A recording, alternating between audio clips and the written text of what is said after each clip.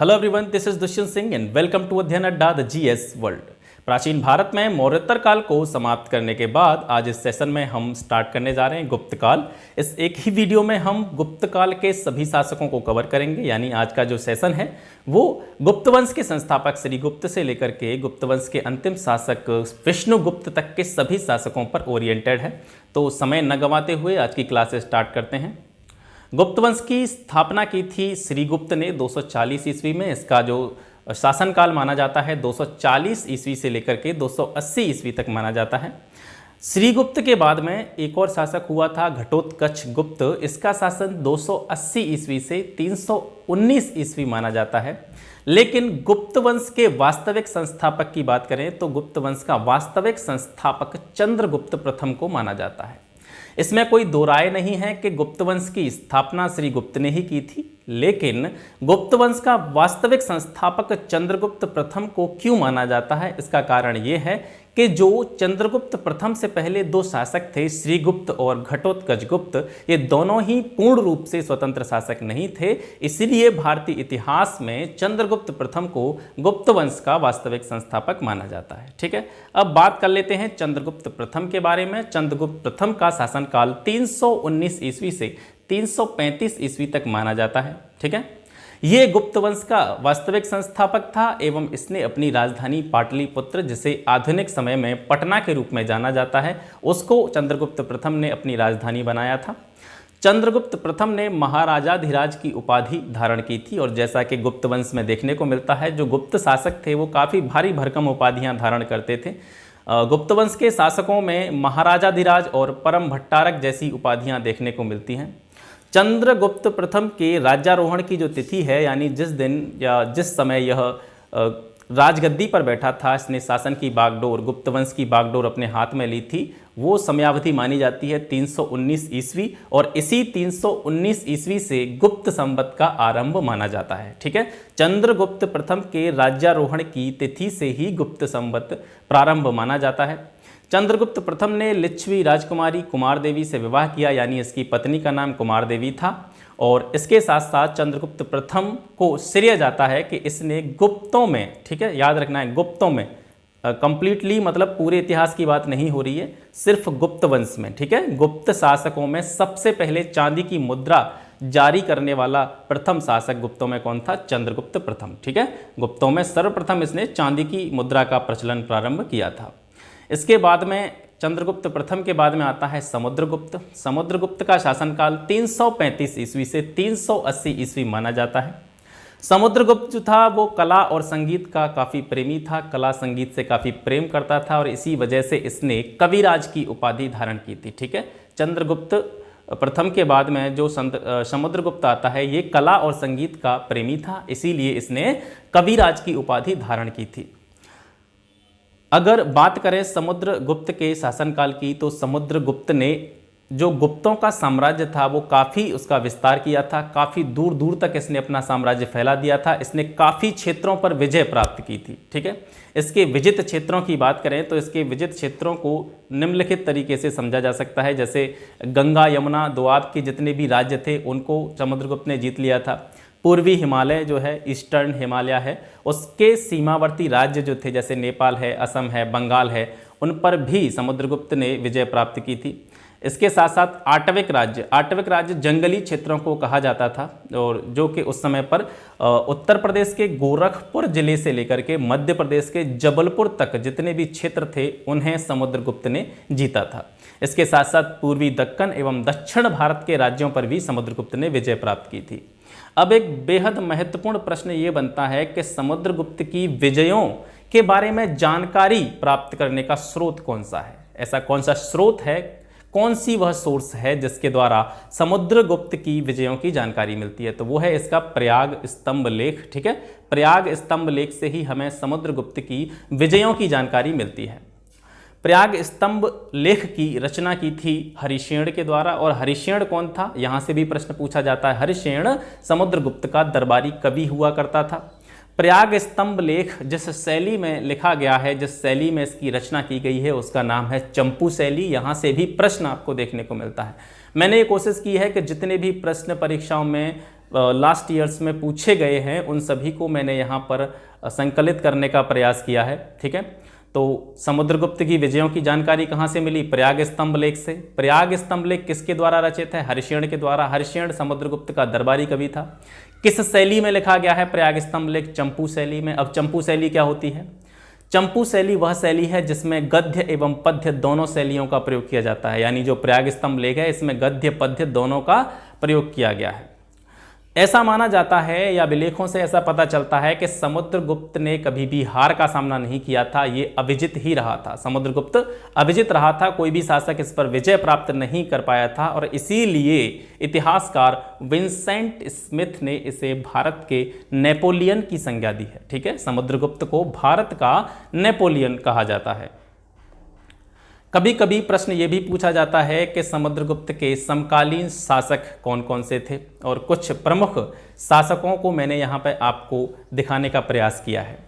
समुद्रगुप्त के समकालीन शक शासक की बात करें कि शकों में कौन सा शासक समुद्रगुप्त के समकालीन था, तो वो था रुद्रसिंह तृतीय। रुद्रसिंह तृतीय समुद्रगुप्त का समकालीन शक शासक था।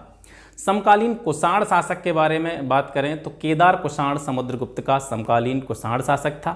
और वहीं समकालीन शासक श्रीलंका के विषय में बात करें, सिंहल का, जैसे श्रीलंका को ही सिंहल कहा जाता था, तो समुद्रगुप्त का श्रीलंका का समकालीन शासक कौन था, तो वो था मेघवर्मन। ठीक है, ये इसके समकालीन प्रमुख शासक थे। और वैसे तो काफ़ी शासक रहे हैं इसके समकालीन, लेकिन मैंने यहाँ पर सिर्फ उन्हीं चीज़ों को आपको दिखाने का प्रयास किया है जो कि लगातार परीक्षाओं में पिछले वर्षों में पूछी गई हैं।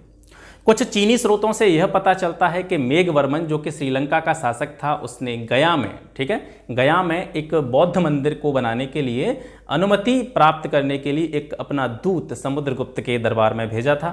ठीक है, और समुद्रगुप्त ने मेघवर्मन के उस दूत को मंदिर बनाने की परमिशन दे दी थी, अनुमति दे दी थी, और कालांतर में यही मंदिर आगे चल कर के विशाल बौद्ध विहार के रूप में विकसित हुआ था। समुद्रगुप्त ने कई प्रकार के सिक्के चलाए थे। ठीक है, कई प्रकार के सिक्कों का प्रचलन समुद्रगुप्त के द्वारा किया गया था। उनमें से प्रमुख कौन कौन से हैं? समुद्रगुप्त ने गरुण प्रकार के सिक्के चलाए थे, धनुर्धारी प्रकार के सिक्के चलाए थे, परशु प्रकार के सिक्के चलाए थे, अश्वमेध प्रकार के, व्याघ्र हनन प्रकार के, वीणा वादन प्रकार के, इतने प्रकार के सिक्के समुद्रगुप्त ने चलाए थे। ठीक है, गरुण प्रकार के सिक्के चलाने का कारण क्या था? क्योंकि ऐसा माना जाता है कि गुप्त जो थे, गुप्त शासक जो थे, वो वैष्णव धर्म के अनुयायी थे। ठीक है, और इनका जो राजकीय चिन्ह था वो गरुड़ था, राजकीय चिन्ह इनका गरुड़ था, और इसी कारण इन्होंने गरुड़ टाइप के सिक्के चलाए, यानी कि सिक्कों पर गरुड़ की आकृति जो है बना करके उन सिक्कों का प्रचलन किया था। धनुर्धारी प्रकार के सिक्के भी चलाए थे, और धनुर्धारी प्रकार के जो सिक्के हैं उनके पृष्ठ भाग पर, यानी सिक्के के पीछे के भाग पर अप्रतिरथ यह उपाधि जो है इसकी अंकित देखी जाती है। परशु प्रकार के सिक्के चलाए थे, इनके पृष्ठ भाग पर कृतांत परशु ऐसा लिखा हुआ है, कृतांत परशु लिखा हुआ देखने को मिलता है। अश्वमेध प्रकार के सिक्कों में इसके पृष्ठ भाग पर, सिक्कों के पृष्ठ भाग पर अश्वमेघ पराक्रम नामक जो है वाक्य लिखा हुआ है। इसके साथ साथ इसने व्याघ्र हनन प्रकार के सिक्के चलाए थे। व्याघ्र हनन का मतलब है शेर को मारते हुए, शेर का शिकार करते हुए, ऐसी आकृति जो है इसके सिक्कों पर देखने को मिली है। और जैसा कि मैंने आपको बताया था कि जो समुद्रगुप्त था वो संगीत कला का प्रेमी था, वीणा वादन में इसकी काफ़ी रुचि थी, इसी कारण इसने वीणा वादन प्रकार के सिक्के भी चलाए थे, जिसके पृष्ठ भाग पर समुद्रगुप्त को वीणा हाथ में लिए या वीणा बजाते हुए दिखाया गया है। ठीक है, तो इतने प्रकार के सिक्के समुद्रगुप्त ने चलाए थे। समुद्रगुप्त के बाद में आता है चंद्रगुप्त द्वितीय, और इतिहास में चंद्रगुप्त द्वितीय को विक्रमादित्य के नाम से भी जाना जाता है। इनके शासन की अवधि 375 ईस्वी से 415 ईस्वी तक रही थी। इनकी माता का नाम था दत्त देवी। ठीक है, और चंद्रगुप्त द्वितीय एक ऐसा शासक था गुप्तों में जिसने अपने साम्राज्य को फैलाने के लिए, अपने साम्राज्य का विस्तार करने के लिए वैवाहिक संबंधों का सहारा लिया था इसने। ठीक है, अपने वैवाहिक संबंध काफ़ी सारे राजवंशों से इसने किए थे, जिससे इसका साम्राज्य काफ़ी बढ़ गया था। नागवंश की राजकुमारी कुबेर नागा से इसने अपना विवाह किया था। ठीक है, इसका विवाह जो हुआ था नागवंश की राजकुमारी थी जिनका नाम था कुबेर नागा, उनसे चंद्रगुप्त द्वितीय यानी विक्रमादित्य का विवाह हुआ था। यानी कुबेर नागा कौन थी? विक्रमादित्य की पत्नी थी। नागवंश जो था वो मथुरा, अहिच्छत्र और पद्मावती जो क्षेत्र थे इनमें ये जो है शासन करते थे नागवंश के राजा। तो कुबेर नागा से चंद्रगुप्त द्वितीय या विक्रमादित्य ने विवाह किया था और कालांतर में कुबेर नागा की एक पुत्री हुई, यानी चंद्रगुप्त द्वितीय और कुबेर नागा की एक पुत्री उत्पन्न होती है जिसका नाम रखा जाता है प्रभावती गुप्त। और इस प्रभावती गुप्त नामक पुत्री का विवाह चंद्रगुप्त द्वितीय वाकाटक नरेश रुद्रसेन द्वितीय से कर देता है। ठीक है, जब रुद्रसेन द्वितीय जो कि वाकाटक वंश से संबंध रखते थे तो इससे क्या हो जाता है कि वाकाटक और गुप्तों का जो है शक्ति जो है वो सम्मिलित हो जाती है। ठीक है, वाकाटकों से इनकी जो है वैवाहिक संबंध हो जाते हैं तो ये दोनों आपस में मिल जाते हैं। वाकाटक उस समय महाराष्ट्र में शासन, यानी आधुनिक जो महाराष्ट्र पड़ता है इसमें शासन किया करते थे। वैवाहिक संबंधों के दृष्टिगत वाकाटक और गुप्तों की शक्तियां सम्मिलित हो जाती हैं और कालांतर में इसी सम्मिलित शक्ति ने, यानी वाकाटक और गुप्तों की सम्मिलित शक्ति ने शकों का उन्मूलन किया था। यानी शकों के उन्मूलन में वाकाटक और गुप्तों का बहुत बड़ा योगदान रहा था। कदंब राजवंश के शासक काकुत्स्वर्मन, ठीक है, कदंब राजवंश था कि उसके शासक थे काकुत्स्वर्मन। काकुत्स्वर्मन ने अपनी पुत्री का विवाह किया था कुमारगुप्त प्रथम के साथ में, और कुमारगुप्त प्रथम कौन था? चंद्रगुप्त द्वितीय यानी विक्रमादित्य का पुत्र था। ठीक है, कदंब राजवंश कुंतल में शासन किया करते थे, जिसे आधुनिक रूप में हम कर्नाटक के रूप में जानते हैं। कर्नाटक में कदंब राजवंश का शासन था और कदंब राजवंश के शासक काकुत्स्वर्मन ने अपनी पुत्री का विवाह चंद्रगुप्त द्वितीय या विक्रमादित्य के पुत्र कुमारगुप्त प्रथम से कर दिया था। और इस पूरे घटनाक्रम की जानकारी का जो स्रोत है वो है तालगुंड अभिलेख। ठीक है, चंद्रगुप्त द्वितीय या विक्रमादित्य के पुत्र कुमारगुप्त प्रथम का विवाह काकुत्स्वर्मन की पुत्री से हुआ था। इसके बारे में जानकारी हमें कहाँ से मिलती है? तालगुंड अभिलेख से मिलती है। चंद्रगुप्त द्वितीय के दरबार में विभिन्न कलाओं से सुसज्जित, विभिन्न कलाओं को जानने वाले कुछ प्रमुख मंत्री रहते थे जिन्हें नवरत्न कहा जाता था। तो वो कौन कौन से नवरत्न थे जो चंद्रगुप्त द्वितीय या विक्रमादित्य के दरबार को सुशोभित कर देते थे, उनके बारे में जानते हैं।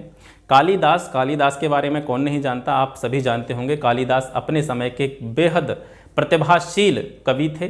ठीक है, इन्होंने जो है विभिन्न प्रकार के ग्रंथों की रचना की थी, जिनमें के अभिज्ञान शाकुंतलम, ठीक है, अभिज्ञान शाकुंतलम जैसे ग्रंथों की रचना कालिदास ने की थी। ये किसके दरबार में रहते थे? चंद्रगुप्त द्वितीय विक्रमादित्य के दरबार में रहते थे।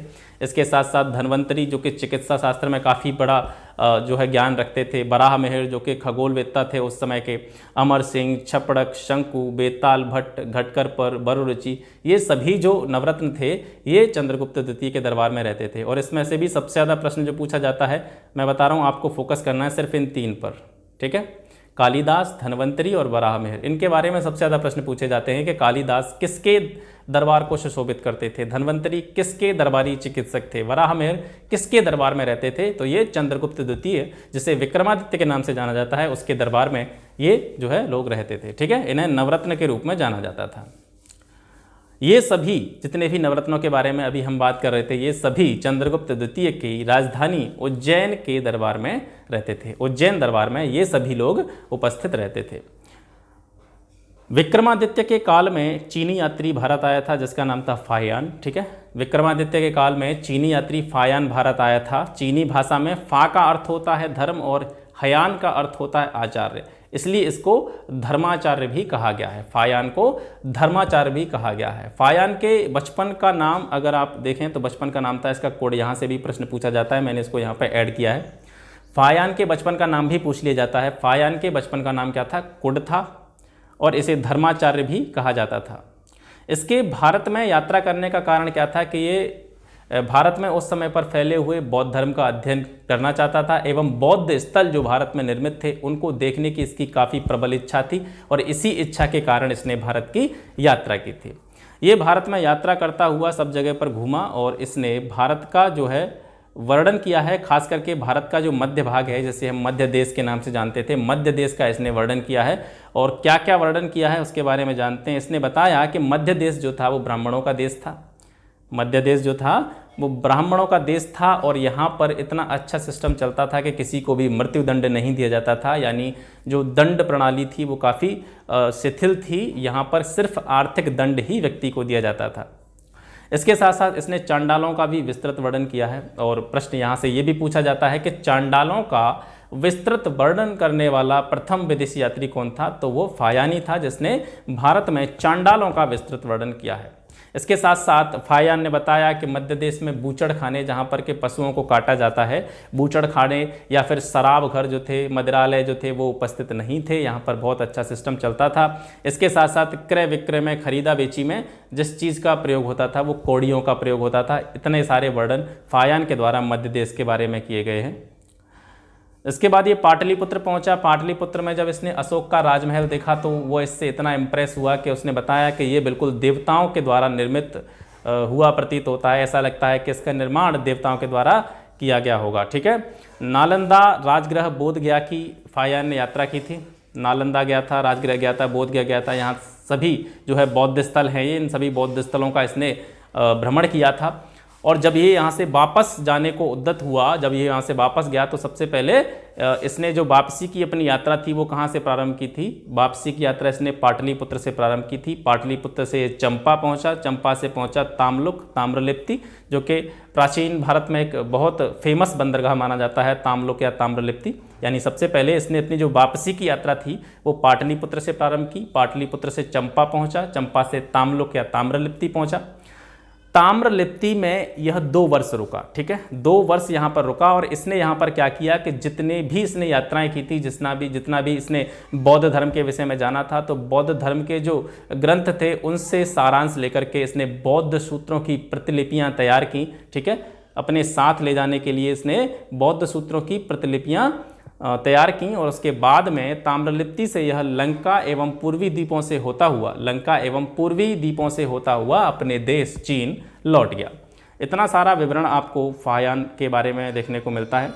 चंद्रगुप्त द्वितीय विक्रमादित्य ने भी कुछ स्वर्ण मुद्राएं जारी की थीं। अलग अलग प्रकार की स्वर्ण मुद्राएं थीं। उन मुद्राओं के बारे में थोड़ा जानते हैं। सबसे पहली मुद्रा थी इसकी आर्चर टाइप। आर्चर टाइप का मतलब धनुर्धारी प्रकार की मुद्राएं इसने जारी की थीं। और आर्चर टाइप की मुद्राएं चंद्रगुप्त द्वितीय ने सर्वाधिक संख्या में जारी की थी। ठीक है, अगर प्रश्न पूछा जाता है कि चंद्रगुप्त द्वितीय या विक्रमादित्य ने किस प्रकार की सर्वाधिक मुद्राएं जारी की थी, तो इसने आर्चर टाइप या धनुर्धारी प्रकार की मुद्राएं सर्वाधिक संख्या में जारी की थी। जो आर्चर टाइप की स्वर्ण मुद्राएं हैं उनके सामने के भाग पर धनुष बाण लिए राजा की मूर्ति देखने को मिलती है, छपी हुई है। और वहीं इसके पृष्ठ भाग की बात करें, सिक्के के पिछले भाग की बात करें, तो पिछले भाग पर लक्ष्मी की मूर्ति बनी हुई दिखाई देती है। और इसके साथ साथ एक उपाधि श्री विक्रम के नाम से उन सिक्कों पर लिखी हुई दिखाई देती है। अगले टाइप के सिक्के हैं इसके छत्रधारी प्रकार। ठीक है, पृष्ठ भाग पर जो है राजा को बैठा हुआ दिखाया गया है, जिसके पीछे एक सेवक जो है छत्र लेकर के खड़ा है, एक छाता टाइप का लेकर के खड़ा है इसके पीछे। ऐसी आकृति इन सिक्कों पर देखने को मिलती है। इसके साथ साथ इसके पृष्ठभाग पर विक्रमादित्य नामक शब्द उत्कीर्ण है। तीसरे सिक्के हैं काउच टाइप के, जहां पर राजा को पलंग पर बैठा हुआ दिखाया गया है। चौथे टाइप के सिक्के हैं लॉइन हंटिंग टाइप, जिनके बारे में अभी बता रहे थे हम, व्याघ्र हंता प्रकार के जो सिक्के हैं वो हैं चौथे टाइप के सिक्के। इसमें शेर को धनुष बाण से मारते हुए राजा की आकृति बनी हुई है। ठीक है, और ये जो सिक्के चलाए थे इसने, लॉइन हंटिंग टाइप के सिक्के चलाए थे चंद्रगुप्त द्वितीय विक्रमादित्य ने, वो किस उपलक्ष्य में चलाए थे? यहाँ से भी प्रश्न पूछा जाता है कि व्याघ्र हंता प्रकार के सिक्के या लॉइन हंटिंग टाइप के सिक्के विक्रमादित्य ने किस उपलक्ष्य में चलाए थे? तो इसने गुजरात एवं काठियावाड़ के शकों पर विजय प्राप्त की थी, उनको हराया था। और इसी विजय के उपलक्ष्य में चंद्रगुप्त द्वितीय ने लॉइन हंटिंग टाइप या व्याघ्र हंता प्रकार के सिक्के चलाए थे। और 5वें इसके जो सबसे प्रमुख सिक्के हैं वो हैं अश्वारोही प्रकार के सिक्के। इसमें राजा को घोड़े पर बैठा हुआ दिखाया गया है। चंद्रगुप्त द्वितीय के बाद में शासक आता है चंद्रगुप्त द्वितीय के बाद में शासक आता है कुमारगुप्त। इसका शासनकाल माना जाता है 415 से 455 ईस्वी और इसकी उपाधि थी महेंद्रादित्य। ठीक है, कुमारगुप्त की उपाधि क्या थी? महेंद्रादित्य। यह चंद्रगुप्त की पत्नी ध्रुव देवी से उत्पन्न बताया जाता है। ठीक है, अब आगे बढ़ने से पहले जब ध्रुव देवी का नाम आ गया, थोड़ा सा इसके बारे में आपको एक स्टोरी बताते हैं। चंद्रगुप्त द्वितीय समुद्रगुप्त के बाद में जो शासक आता है गुप्त काल में, वो चंद्रगुप्त द्वितीय आता है। लेकिन एक शासक और है जो कहीं कहीं कुछ पुस्तकों में देखने को मिलता है। चंद्रगुप्त द्वितीय यानी विक्रमादित्य से पहले एक शासक का नाम और देखने को मिलता है, जिसका नाम है रामगुप्त। ठीक है, विशाख दत्त के द्वारा एक नाटक लिखा गया था देवी चंद्रगुप्तम। विशाख दत्त का एक नाटक है देवी चंद्रगुप्तम। उसमें यह बताया गया है कि चंद्रगुप्त द्वितीय से पहले एक शासक और था गुप्तों में, वो था रामगुप्त। रामगुप्त के समय में शकों का आक्रमण हुआ था, तो उस आक्रमण को यह सहन नहीं कर पाया था। उनसे भयभीत होकर के इसने अपनी पत्नी ध्रुव देवी को शकों को सौंपने का निर्णय लिया था। रामगुप्त का छोटा भाई था चंद्रगुप्त द्वितीय या विक्रमादित्य, जिसके बारे में हम अभी बात कर रहे थे। तो उसके इस कार्य से चंद्रगुप्त द्वितीय काफ़ी निराश हुआ, काफ़ी जो है उसको आघात पहुंचा। तो उसने क्या किया, चंद्रगुप्त द्वितीय ने रामगुप्त की हत्या कर दी। ठीक है, चंद्रगुप्त द्वितीय ने रामगुप्त की हत्या कर दी और उसकी पत्नी जो थी ध्रुव देवी, उससे उसने विवाह कर लिया। तो जब कुमारगुप्त की बात हो रही है, अभी हम बात कर रहे थे चंद्रगुप्त द्वितीय या विक्रमादित्य की, तो चंद्रगुप्त की पत्नी ध्रुव देवी इस तरीके से बनी थी और इसी ध्रुव देवी से उत्पन्न हुआ था कुमारगुप्त, यानी कुमारगुप्त चंद्रगुप्त द्वितीय का क्या था, पुत्र था। ठीक है, दूसरे समय में गुप्तकालीन सर्वाधिक अभिलेख प्राप्त हुए हैं। इसके समय में सबसे ज़्यादा गुप्तकालीन अभिलेख प्राप्त हुए हैं कुमारगुप्त के समय में, जिनकी संख्या 18 मानी जाती है। गुप्तकालीन मुद्राओं का सबसे बड़ा ढेर भी कुमारगुप्त के काल में प्राप्त हुआ है और इसका जो सबसे बड़ा उदाहरण है वो बयाना मुद्रा भांड के रूप में देखने को मिलता है, जो राजस्थान में। राजस्थान के बयाना नामक स्थान से कुमारगुप्त के काल की यानी गुप्त काल की जो सर्वाधिक मुद्राओं का ढेर प्राप्त हुआ है, जिसमें लगभग 623 मुद्राएं प्राप्त हुई हैं गुप्त काल की। और ये किसके काल में प्राप्त हुई थी, कुमारगुप्त के काल में प्राप्त हुई थी। और इनमें भी जो सबसे महत्वपूर्ण मुद्राएं हैं वो मयूर शैली की मुद्राएं हैं, जिन पर मयूर की आकृति बनी हुई है। कुमारगुप्त से संबंधित सबसे महत्वपूर्ण प्रश्न ये पूछा जाता है कि जो नालंदा विश्वविद्यालय, जो प्राचीन भारत में अध्ययन का एक बहुत बड़ा केंद्र हुआ करता था, इस नालंदा विश्वविद्यालय की स्थापना किसने कराई थी, तो नालंदा विश्वविद्यालय की स्थापना कुमारगुप्त प्रथम ने कराई थी। ठीक है, कुमारगुप्त कालीन कुछ प्रमुख अभिलेखों के बारे में बात करते हैं। शासनकाल का प्रथम अभिलेख, कुमारगुप्त के शासनकाल का सबसे पहला अभिलेख माना जाता है विल्शड अभिलेख, और इसकी प्राप्ति कहाँ से हुई है, एटा, जो कि यूपी में पड़ता है। यूपी के जिले एटा से विल्शड अभिलेख मिला है, जो कि कुमारगुप्त के काल का है। एक और अभिलेख आता है तुमैन अभिलेख, ये ग्वालियर मध्य प्रदेश से मिला है। ठीक है, और इस अभिलेख में कुमारगुप्त को शरदकालीन सूर्य कहा गया है। ठीक है, कुमारगुप्त को इसमें शरदकालीन सूर्य कहा गया है। अगला अभिलेख आता है आपका उदयगिरी गुहालेख। उदयगिरी गुहालेख यह एक जैन अभिलेख है, जैन धर्म से संबंधित है। इसमें बताया गया है कि एक शंकर नामक व्यक्ति ने पार्श्वनाथ की मूर्ति स्थापित की। ठीक है, पार्श्वनाथ जो कि जैन तीर्थंकर थे, जैन तीर्थंकर पार्श्वनाथ की मूर्ति शंकर नामक व्यक्ति ने जो है स्थापित की। यह उदयगिरी गुहालेख से जानकारी प्राप्त होती है। कुमारगुप्त के बाद में शासक आता है गुप्तों में स्कंदगुप्त। इसका समयावधि मानी जाती है 455 से 467 ईस्वी। इसकी उपाधि थी शक्रादित्य। ठीक है, इसे क्रमादित्य भी कहा जाता है, विक्रमादित्य नहीं, इसको केवल क्रमादित्य कहा जाता है। इसके साथ इसकी एक और उपाधि थी शक्रादित्य, और स्कंदगुप्त की उपाधि शक्रादित्य थी। यह किस अभिलेख में देखने को मिलता है, कहोम अभिलेख में। ठीक है, यह जानकारी हमें कहोम अभिलेख से प्राप्त होती है। स्कंदगुप्त के समय में हूणों के आक्रमण हुए। ठीक है, स्कंदगुप्त के समय में हूणों ने आक्रमण किया, लेकिन स्कंदगुप्त ने हूणों को पराजित कर दिया, और यह जानकारी जूनागढ़ अभिलेख और भीतरी स्तंभ लेख से प्राप्त होती है। ठीक है, स्कंदगुप्त के समय में हूणों के आक्रमण की जानकारी कहाँ से प्राप्त होती है, जूनागढ़ अभिलेख और भीतरी स्तंभ लेख से। अब हूण कौन थे, उनके बारे में थोड़ा सा जान लेते हैं। हूण जो थी वो मध्य एशिया की एक बर्बर जाति हुआ करती थी। हूण जो थे मध्य एशिया की एक बर्बर जाति थी। ठीक है, हूणों का जो आक्रमण था, दूसरा आक्रमण, वो तोरमाण के नेतृत्व में हुआ था। ठीक है, और तोरमाण का पुत्र था मेहरकुल। मेहरकुल ने भी भारत में अपना राज्य स्थापित किया था, और इसने अपनी राजधानी क्या बनाई थी, सियालकोट बनाई थी। ठीक है, तो हूण कहाँ से आए थे, मध्य एशिया से आए थे। स्कंदगुप्त के प्रमुख अभिलेखों के बारे में बात करें तो इसका सबसे प्रमुख अभिलेख है जूनागढ़ अभिलेख। ठीक है, इस जूनागढ़ अभिलेख में यह जानकारी हमें प्राप्त होती है कि स्कंदगुप्त ने हूणों को पराजित किया था। इसके साथ साथ इससे एक और जानकारी ये मिलती है कि गिरनार के राज्यपाल चक्रपालित के द्वारा सुदर्शन झील के बांध का पुनर्निर्माण कराया गया था। ठीक है, जूनागढ़ अभिलेख से हमें क्या पता चलता है कि गिरनार के राज्यपाल चक्रपालित के द्वारा सुदर्शन झील के बांध का पुनर्निर्माण कराया गया था। ये प्रश्न कई बार परीक्षाओं में पूछा गया है।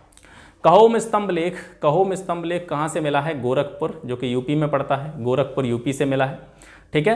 भद्र नामक व्यक्ति ने जैन तीर्थंकरों की प्रतिमाओं का निर्माण कराया, ऐसी जानकारी कहोम स्तंभलेख से हमको प्राप्त होती है। ठीक है। इसके अलावा इंदौर ताम्रपत्र मिलता है, इससे सूर्य पूजा का विवरण प्राप्त होता है गुप्त काल में। ठीक है। गुप्त काल में सूर्य पूजा का विवरण इंदौर ताम्रपत्र से प्राप्त होता है। भीतरी स्तंभलेख से यह जानकारी मिलती है कि स्कंदगुप्त एवं हूणों के बीच में जो है युद्ध हुआ था। इस युद्ध का विवरण भीतरी स्तंभलेख में देखने को मिलता है। गढ़वा शिलालेख में यह जानकारी मिलती है कि यह जो शिलालेख है, गढ़वा शिलालेख है, यह स्कंदगुप्त के शासनकाल का सबसे अंतिम अभिलेख है। ठीक है। स्कंदगुप्त के शासन का सबसे अंतिम अभिलेख कौन सा है? गढ़वा शिलालेख। स्कंदगुप्त के अगर विदेशी संबंधों के बारे में बात करें तो चीन के साथ इसमें इसके मित्रतापूर्ण संबंध रहे थे, चाइना के साथ में इसके मित्रतापूर्ण संबंध थे, और चीनी सम्राट थे एक सांग। ठीक है। चीनी सम्राट सांग के दरबार में इसने अपना एक राजदूत भी भेजा था, और इसने वृषभ शैली के सिक्कों का प्रचलन किया था। ठीक है। वृषभ शैली के सिक्कों का प्रचलन करने वाला गुप्त शासक कौन था? स्कंदगुप्त। यह माना जाता है कि स्कंदगुप्त के समय में जो गुप्त काल था वो पतन की ओर अग्रसर होने लगा था, गुप्त वंश का पतन प्रारंभ हो गया था। तो स्कंदगुप्त के बाद में जितने भी शासक आते हैं गुप्त काल के, उन्हें हम उत्तरवर्ती गुप्त शासकों के रूप में जानते हैं, उत्तरवर्ती गुप्त सम्राटों के रूप में जानते हैं। तो उत्तरवर्ती गुप्त शासकों में सबसे पहला शासक जो स्कंदगुप्त के बाद में आता है वह है पुरुगुप्त। इसका शासनकाल 467 से 476 ईस्वी तक माना जाता है। यह कहा जाता है कि यह स्कंदगुप्त का सौतेला भाई था। ठीक है। भीतरी स्तंभलेख में इसकी माता का नाम महादेवी या अनंत देवी देखने को मिलता है, जबकि पत्नी का नाम इसकी का चंद्र देवी देखने को मिलता है। यह इसका जो शासनकाल था वो काफ़ी कम समय तक रहा था। इसका ये एक रीज़न था क्योंकि ये वृद्धावस्था में राजा बना था। ठीक है। काफ़ी एजड होकर ये राजा बना था, और इसका जो शासन था वो अल्पकालीन रहा था। फिर इसके बाद में पुरुगुप्त के बाद में इसका पुत्र जो है कुमारगुप्त द्वितीय राजा बना था। ये पुरुगुप्त का उत्तराधिकारी था, और इसके बारे में जानकारी हमको सारनाथ लेख से पता चलती है। इसके बाद में बुद्धगुप्त आता है। ठीक है। अगर उत्तरवर्ती गुप्त शासकों की बात करें तो स्कंदगुप्त जो है अंतिम ऐसा शासक था जो सबसे शक्तिशाली था, और स्कंदगुप्त के बाद में अगर उत्तरवर्ती गुप्त शासकों के बारे में अगर हम बात करते हैं तो बुद्धगुप्त स्कंदगुप्त के बाद में सबसे शक्तिशाली शासक हुआ था, और इसने अपनी सोने की मुद्राओं पर श्री विक्रम की उपाधि जो है लगवाई थी। इसके बाद में शासक आता है नरसिंहगुप्त, जिसे बालादित्य के नाम से भी जाना जाता था। ये बुद्धगुप्त का छोटा भाई था। ठीक है। इसने हूण शासक मेहरकुल को पराजित करके छोड़ दिया था, और इसके साथ साथ इसने बौद्ध विद्वान वसुबंधु की शिष्यता ग्रहण की थी। यानी बौद्ध विद्वान वसुबंधु नरसिंहगुप्त के कौन थे? गुरु थे। फिर आता है भानुगुप्त। इसके समय में एरण अभिलेख 510 ईस्वी इसकी समयावधि मानी जाती है। काफ़ी इंपॉर्टेंट क्वेश्चन है, आज आप इसको बिल्कुल दिमाग में अपने में फिक्स कर लीजिए कि एरण अभिलेख की समयावधि, समयकाल इसका माना जाता है 510 ईस्वी। और ये किसके समय में प्राप्त होता है? किस गुप्त शासक के समय में प्राप्त होता है? तो ये भानुगुप्त के समय में प्राप्त होता है। ठीक है। इसमें यह बताया गया है कि भानुगुप्त का एक मित्र था गोपराज। ठीक है। भानुगुप्त का एक मित्र गोपराज था, जो कि भानुगुप्त की तरफ से हूणों से इसने युद्ध लड़ा था, और इस युद्ध में लड़ते लड़ते इसकी जान चली गई थी। तो उसकी जो पत्नी थी वो आग में जलकर मर गई थी। मतलब अपने पति के मर जाने के बाद में इसकी पत्नी भी आग में जल करके मर गई थी, और यहाँ से अनुमान ये लगाया जाता है कि ये सती प्रथा के प्रचलन का प्रमाण हो सकता है। ठीक है। तो ये जो एरण अभिलेख है 510 ईस्वी का, जो भानुगुप्त के समय में मिलता है, यह माना जाता है कि यह अभिलेख सती प्रथा का सबसे पहला अभिलेखीय प्रमाण है। सती प्रथा का सबसे पहला अभिलेखीय प्रमाण है। भानुगुप्त के बाद में शासक आता है वैन्यगुप्त। इसके बारे में कुछ ज़्यादा जानकारी मिलती नहीं है, ना ही परीक्षाओं की दृष्टि से इससे कुछ ऐसा प्रश्न पूछा जाता है। लेकिन फिर भी मैंने यहाँ पर सभी शासकों को एक क्रमबद्ध तरीके से लिखने का प्रयास किया। इसका कारण यही है कि जब भी हम किसी भी चीज़ की तैयारी करते हैं, जब भी किसी सब्जेक्ट को पढ़ते हैं, तो उसका एक क्रम बनना चाहिए, उसका एक ऑर्डर बनना चाहिए। ठीक है। जिससे कि आपको याद करने में दिक्कत ना हो। ठीक है। इसीलिए मैंने इन सभी शासकों को यहाँ पर लिखने का प्रयास किया है। तो भानुगुप्त के बाद में वैन्यगुप्त आता है। इसके बारे में कोई ऐसी इन्फॉर्मेशन नहीं मिलती है जो आपके एग्जाम के पॉइंट ऑफ व्यू से ज़्यादा इंपॉर्टेंट हो। इसके बाद में फिर कुमारगुप्त तृतीय आता है। इसके बारे में भी कुछ विशेष जानकारियां प्राप्त नहीं होती हैं। फिर इसके बाद में विष्णुगुप्त आता है, जो कि गुप्त वंश का अंतिम शासक माना जाता है। विष्णुगुप्त तक आते आते जो है गुप्त वंश पूरी तरीके से समाप्त हो चुका होता है। ठीक है। तो ये था गुप्त वंश के सभी जो शासक थे उनके बारे में आज का जो सेशन था। आशा करता हूँ आपको ये सेशन अच्छा लगा होगा, पसंद आया होगा। और इसके बाद में गुप्त वंश से संबंधित हम अगला वीडियो बनाएंगे, उसमें गुप्तकालीन समय की जितनी भी सामाजिक स्थिति, धार्मिक स्थिति, प्रशासन कैसा था, भू राजस्व व्यवस्था कैसी थी, उसके बारे में एक अलग से वीडियो बनाएंगे। और उसके बाद में गुप्तकाल जो है आपका समाप्त हो जाएगा। ठीक है, अगर आप चैनल पर नए हैं तो चैनल से जुड़िए। यहाँ पर आपको फ्री क्लासेस प्रोवाइड की जाती हैं हैंड रिटन नोट्स के साथ में। मैं आशा करता हूँ कि आपको ये क्लासेस पसंद आती होंगी और आप चाहे किसी भी एग्ज़ाम की तैयारी कर रहे हैं, चाहे आप किसी भी वनडे एग्ज़ाम की तैयारी कर रहे हैं या फिर किसी भी स्टेट पीसीएस एग्ज़ाम की तैयारी कर रहे हैं, ये जो क्लासेस हैं, ये जो वीडियो हैं, ये समान रूप से सभी के लिए उपयोगी हैं। और ये यहाँ से, इस चैनल से आप इन्हें बिल्कुल फ्री ऑफ कॉस्ट प्राप्त कर सकते हैं। ठीक है, तो फिर मिलते हैं आपसे अगले सेशन में। तब तक के लिए नमस्कार, जय हिंद।